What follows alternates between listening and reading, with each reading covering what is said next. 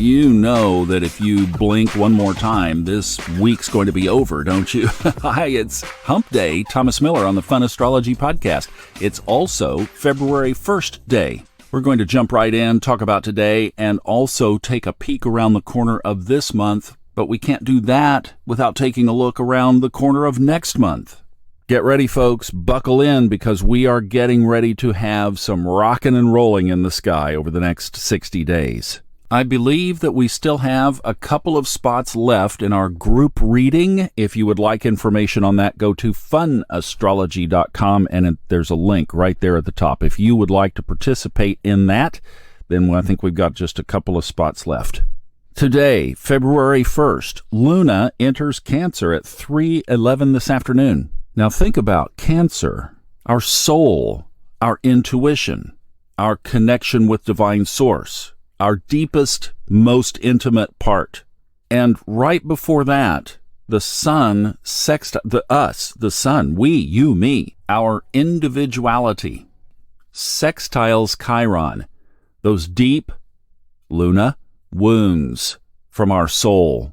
The sextile says that it's staging up to allow us to work with them positively for solutions. So it's not a bad thing, right? It's let's bring it up and do the work. But look at this. You remember we took the New Year's Eve chart and we projected it out for the whole year? Let's do the same thing for February. So if the moon is entering Cancer, and if the sun is shining a favorable light on doing some work with Chiron, our inner wounds, then what do you think the rest of this month might hold in store? And we might be screwing the lid down way too tightly on this. I don't know. Let's just see. Let's play with it, because a lot of you were saying, wow, the New Year fractal thing really resonated. So let's just think about February. Is this a time when maybe some of those old soul wounds get triggered in a way that we can choose deeply inside through the moon in Cancer to deal with them? Now, if you wanted to lock in a couple of dates for this month, first of all, let's talk about the moon. Speaking of, we have a full moon. As you know, if you've been trying to see that green comet, the moon has been fighting you in the early evening. The full moon is on Sunday, the 5th. And then the new moon following that will be on February 20th. We only have a couple of ingresses changing signs in the month of February, but let's talk about March too, because here are the ingresses for February. Mercury enters Aquarius. Okay, now that's going to be very interesting as we set up independent communication. That will be on February 11th, but it will be between now and then getting ready to move from Capricorn in there, so it is going to be stronger. February 18th brings us Pisces season, and then February 20th, Venus moves into Aries. Has the winter started to drag on for some of you in the Northern Hemisphere? How about some hot love? Well, what are you going to do with Venus in Aries? All right, after a long, cold winter.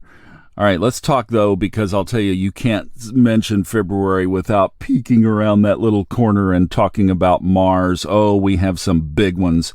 On March 7th, which is just 1 week past, obviously, Saturn enters Pisces for the next 2.5 years. That's a big one.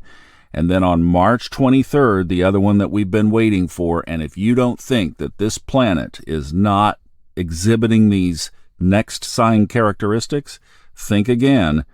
Pluto enters Aquarius. That's the one where it won't move past 0 degrees, and it is a short little ingress into Aquarius, but boy is it trying to play bumper cars with that next sign. So that's what we have to look forward to. There indeed is some shifting in the sky ahead of us. What does it mean? Well, things are changing. Let go of the rope right now. Don't resist.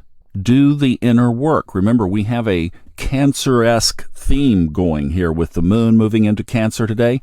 So let's extrude that theme out through the rest of February. This is a time to be very connected to our soul.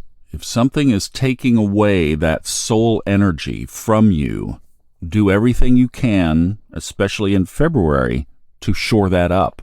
The other thing is with the moon moving into Cancer, and like everything we talked about yesterday, we looked at a shadowy element among us yesterday. As you think about the various things going on, I would recommend maybe not paying so much attention to the news this month. Let your news broadcast be your intuition. Guard that very safe space of your soul and your soul's connection to its higher source, to God, to the universe, and guard that connection more carefully than you have at any other time in your life. Don't follow what Twitter says. Follow what your soul says. Let's set that as our together game plan for the month of February. That is indeed following your soul. And that's a good, solid game plan any month of the year. Now, before we get out of here, have you been trying to see the green comet at night? Have you had any success? I've tried a couple of times. I may try again tonight, but I got to say, I've found a couple of things that it could be, and that's not very good identification. So it is small in my book. I've been trying to look at it. If you want to, there are a couple of apps online that you can look for comets. Just look at comet apps. But it seems to be moving north and just a wee bit east of Polaris, the North Star. So if you can find that, but I'll tell you what, it is small. I've tried, but tonight, is the closest, I guess, that it's supposed to be to Earth, but that moon is still getting brighter every night regardless. But if you're able to see it, great. Once in 65,000 years. You guys have a wonderful day. I'm sending you all kinds of love, and I'm really excited about this macro theme for February, staying really close to our soul. The time to start practicing that is today. Have a great one. I love you, and thanks for listening.